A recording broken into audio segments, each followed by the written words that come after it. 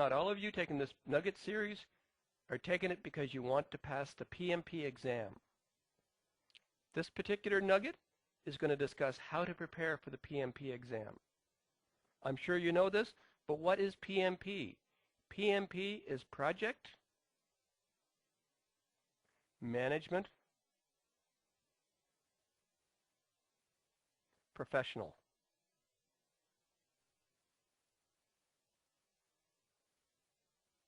And it's granted by the Project Management Institute, PMI. PMI has taken a great effort to ensure that the people passing the PMP exam will be true project management professionals. They have specific requirements that you need to be working in the industry, in the field of project management, to even be allowed to take the exam. The exam is a very comprehensive exam to test your general knowledge and your application knowledge. It's both a general knowledge exam and an application knowledge exam to ensure that you do understand project management and you do understand how to put it into practice.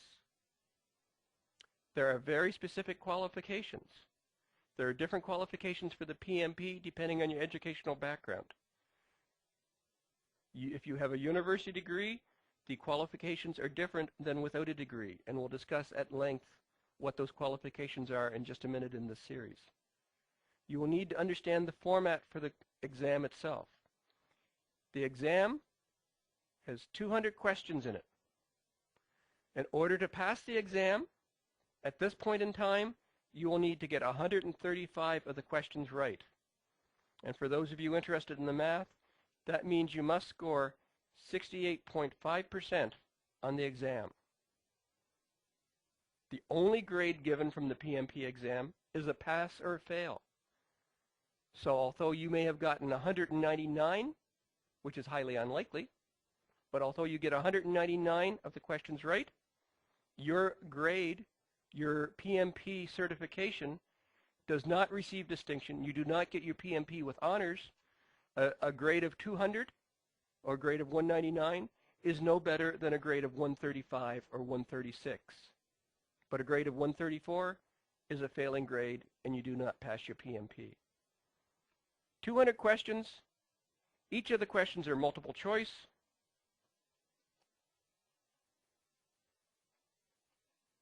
And it's a choice of 4 possible answers. You will need to go through and select the most appropriate answer. And the key is the most appropriate answer, not the correct answer, because there in fact may be more than one correct answer on the exam. Pick the most appropriate answer to the question, and again, the goal is to get 135 of them right. In order to do that, you need to know your material. It's intended to test knowledge,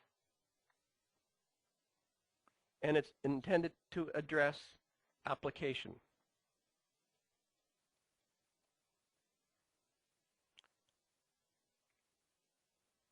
You have 4.5 hours maximum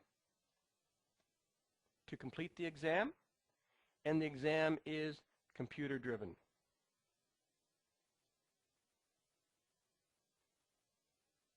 So those are the conditions you must be aware of. 200 questions, you must get 135 right, 68.5%.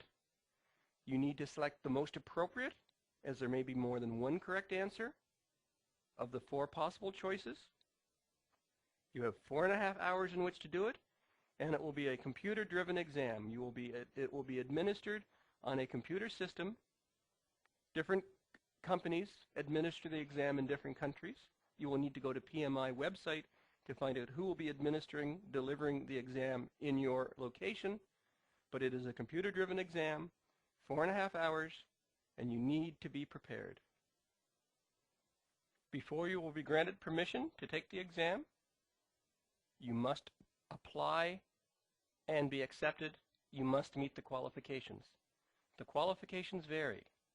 If you have an undergraduate degree as a minimum, or if you don't have an undergraduate degree. If you have an undergraduate degree, you must have a minimum of 4,500 hours experience in the project management field. And that experience must have taken place within the last 6 years. Without a degree, the number is higher. Without a degree, you must have a minimum of 7,500 hours experience in the project management field, and that experience must have taken place within the last 8 years. What is experience? Does that mean you had to be a formal project manager, actively, directly managing a project for the 4,500 or the 7,500 hours? No, but it must be you have been involved in a project in some capacity where you have been involved in the project management area. So you may not have been the direct project manager, you may have been a team lead, or you may have been a team member who has some responsibility, some involvement in the project management processes itself. You will be required to list the dates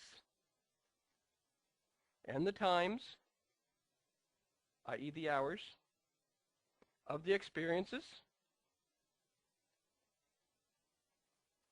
and you must break your experiences down as to what element was in initiating,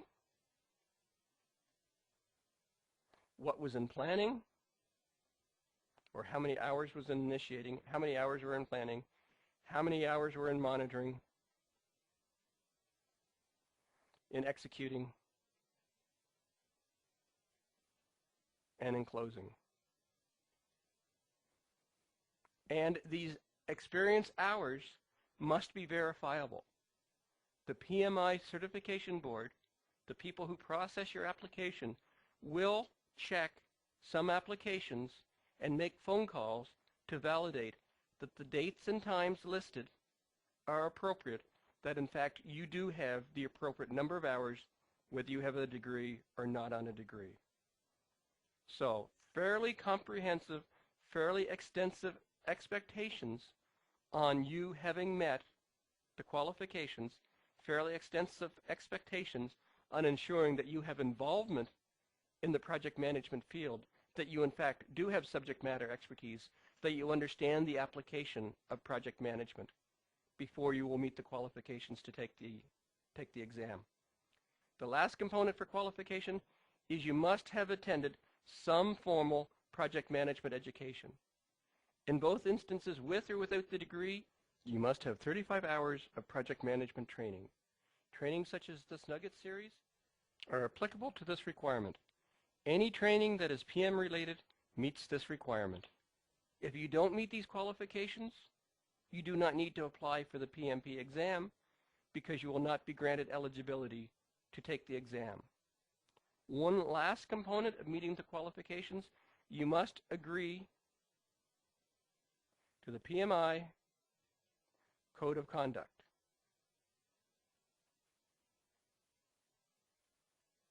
We have another nugget later in this series on project management professionalism, which will explain in more detail what the Pmi Code of Conduct is all about. You want more information on the qualifications? Go to pmi.org.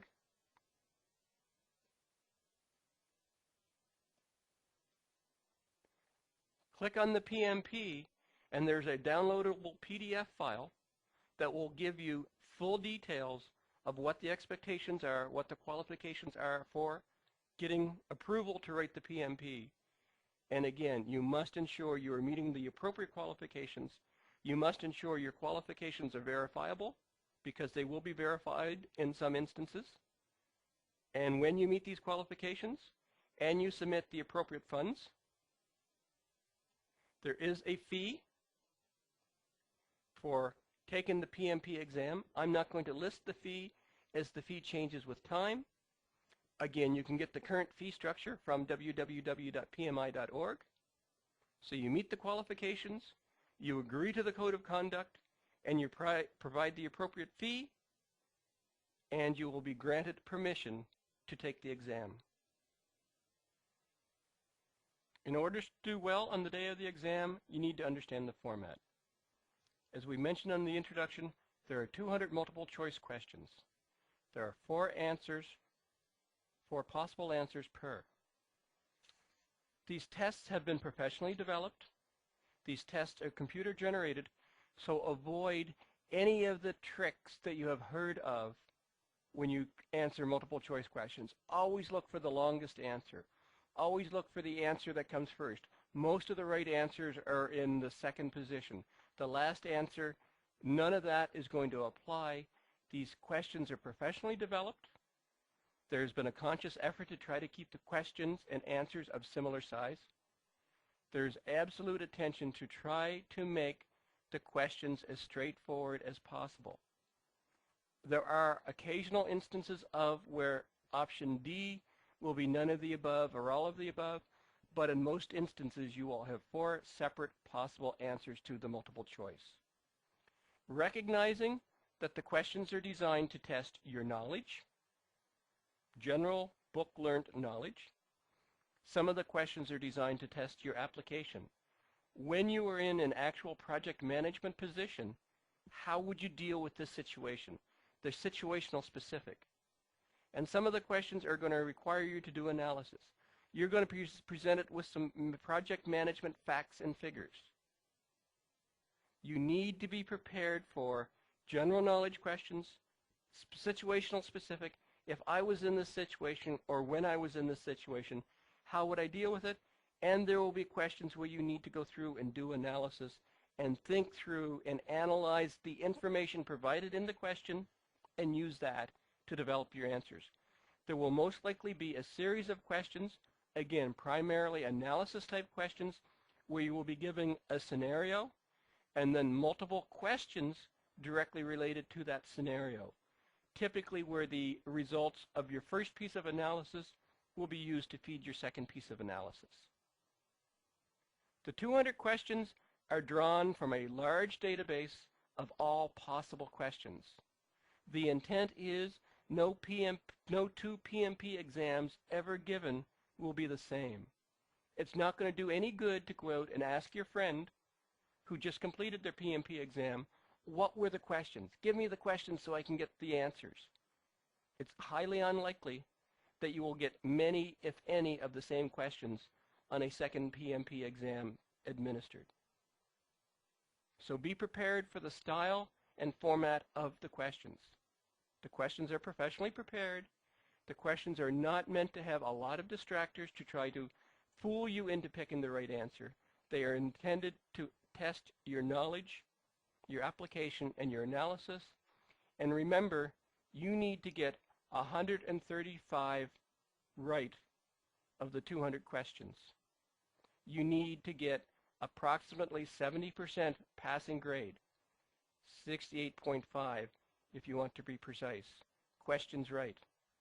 You need to be prepared, you need to understand the format, and you need to win with the right mindset to ensure that you're going to pass this exam. The key to passing the exam, of course, is to know your material. You need to be aware that the exam is going to cover all the knowledge areas. In terms of breakdown for the exam is generally considered, and remember, every exam is unique, but the exam database is designed to give you this approximate percentage of coverage. So initiating will be approximately 10% of the total number of questions on the exam. Planning will be approximately 25%. Executing will be approximately 25%. And controlling will be approximately 25%. So if you need to focus your attention, you need to focus your attention where the majority of the questions are going to be, and that, of course, is in the core of the project management areas. Planning, executing, and controlling. Closing will be another 10%, and potentially a surprise if you're not familiar with the PMP process, there's 15 or approximately 15% of the questions related to professionalism. What is professionalism? Project Management Professional. It's a PMP. There will be questions on how well you can apply professionalism in the project management discipline. We talked about you will be required to sign off and agree to the Pmi Code of Conduct as part of taking the PMP exam. You will actually be tested on that Code of Conduct in these questions related to professionalism. We have a nugget later in this series that deals specifically with professionalism. And for those of you doing the math, Yes, I know this does not add up to 100%. This adds up to a little over 100%, approximately 10%, approximately 25%, and so on, is how the coverage of the exam questions will be. 2 areas I believe you need to be specifically aware of: earned value. There will be a number of questions on the exam specifically related to the application of, the calculation of, and the definition of earned value. If earned value is not a high level of comfort, a high level of knowledge area for you, and I suspect many of you taking this exam will not be very familiar with, and maybe not even have heard specifically about, earned value analysis, you need to prepare for earned value questions. And again, we have a nugget in the series specifically related to earned value. Another specific area that many of you may be unfamiliar with is specific network analysis questions. How do you calculate, how do you develop, how do you analyze a project network? We're probably all very familiar with tasks and task dependencies, predecessor-successor relationships. Network analysis goes beyond that. It accepts that, but it brings in effort. It talks about early starts and early finishes and slack. You need to be aware of the entire network analysis process, how to calculate it, how to analyze it. And again, we have a specific nugget later in the series dedicated to network analysis. To pass the exam, you need to know your material. It is going to test your knowledge of the material, your book learnedness. It's going to test your application, how do you apply? And a lot of the applications are going to be in project professionalism, but they will be also scattered through the entire area of the exam. Testing your application. If you were a project manager given this situation, how would you do? And finally, it's going to test your ability to analyze, analysis on the information provided. So you're ready for the exam. It's the day of the exam. What do you need to do? What do you need to do to be prepared? You need to bring your eligibility letter with you. You're not going to be admitted to the exam center without your eligibility letter.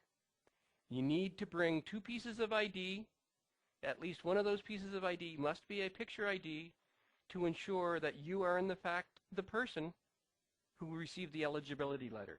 The names on your IDs must match the name on the eligibility letter. And that's about it. You can bring a non-programmable calculator. You cannot bring any books. You cannot bring any papers. You cannot bring answers written on your arms. No, I'm just kidding on that. You cannot bring any other study aids. The test center will give you 2 pieces of paper. You can bring your own pencil and pen. And that's it. You are basically going into the exam center with nothing but the clothing on your back and your non-programmable calculator. The knowledge must be in your head. As the exam is relatively lengthy, up to 4.5 hours, I would strongly encourage you to bring some kind of snacks, some kind of water, so that you can take a break. But when you take a break, the clock doesn't stop.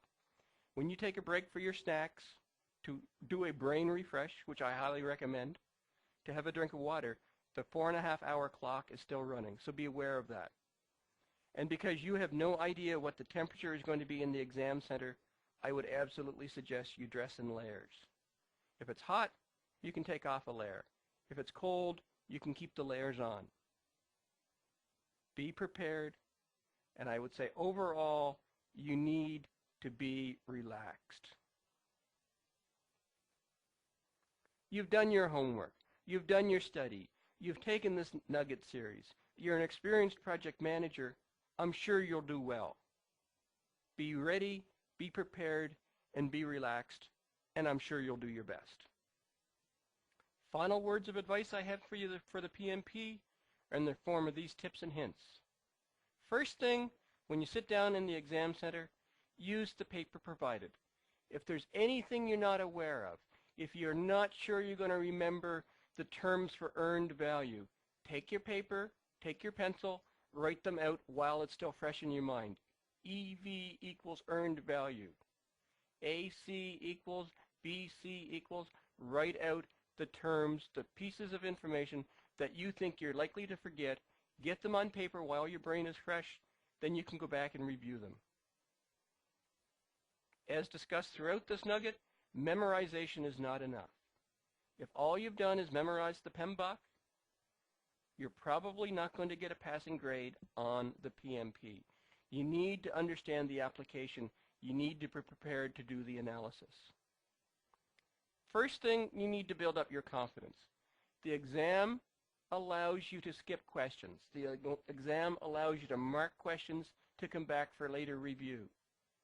So if the first question or the fifth question is a hard question and you don't have an obvious answer, mark it for later review, skip it, and come back to it. Do a first pass through the exam, answer all of the easy questions first, build your confidence.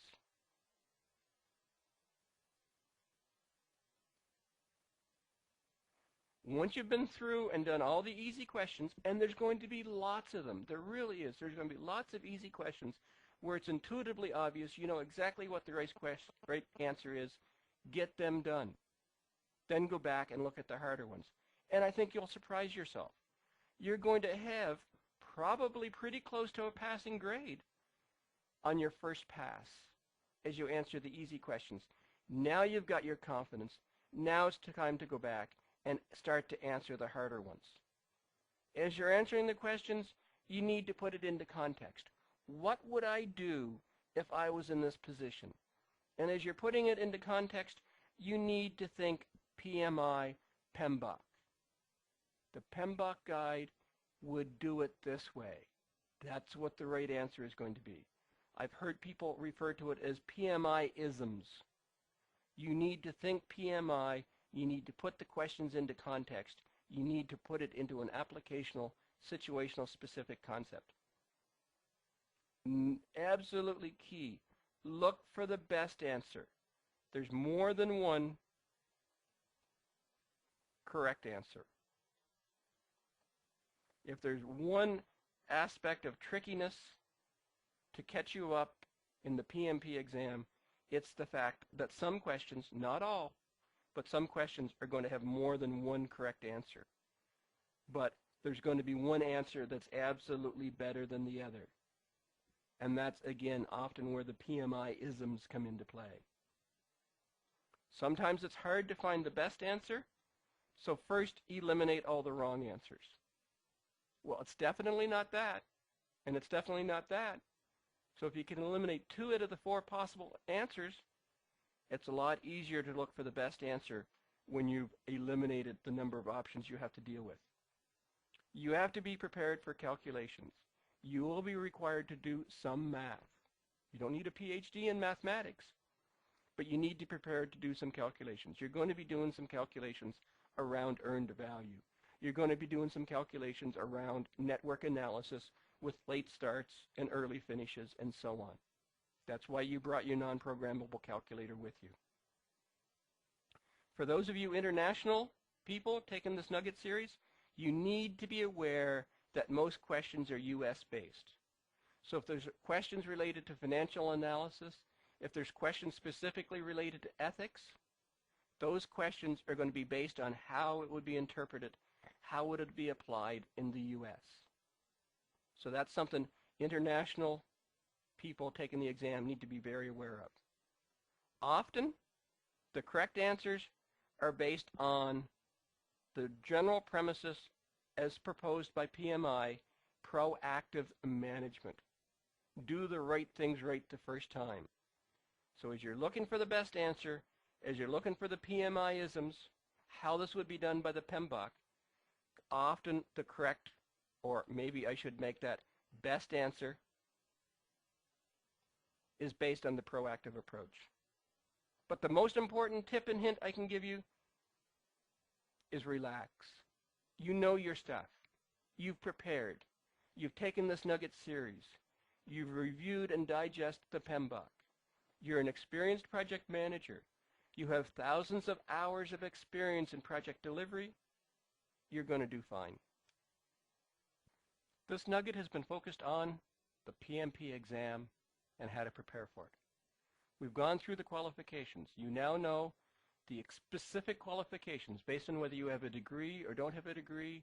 You now know how many hours of experience you need in the project management area. You know you need 35 hours of direct education related to project management. You know you need to accept the PMI Code of Conduct. Once you meet the qualifications, you're going to submit your application to PMI and you're going to be approved to take the exam. When it's time to take the exam, you need to understand the format. 200 questions, you need to get 68.5% to get a passing grade. Anything higher than 68.5 is passing. There are no honors, there are no distinctions. 69% grade is as good as 95% grade. No one is ever going to know your final grade. It's not a competition. It's truly a pass and fail. 200 questions, all multiple choice. All multiple choice have 4 possible answers. The key to passing the exam is to know your material. You need to have knowledge. You need to have application. And you need to have analysis. And with that in hand, by the time you complete this nugget series, you're going to be well prepared to pass the exam and to become a member of the growing number of PMPs internationally. Welcome, project management professional. This concludes our nugget on the PMP exam and how to prepare for it. I hope this video has been informative for you, and thank you very much for viewing.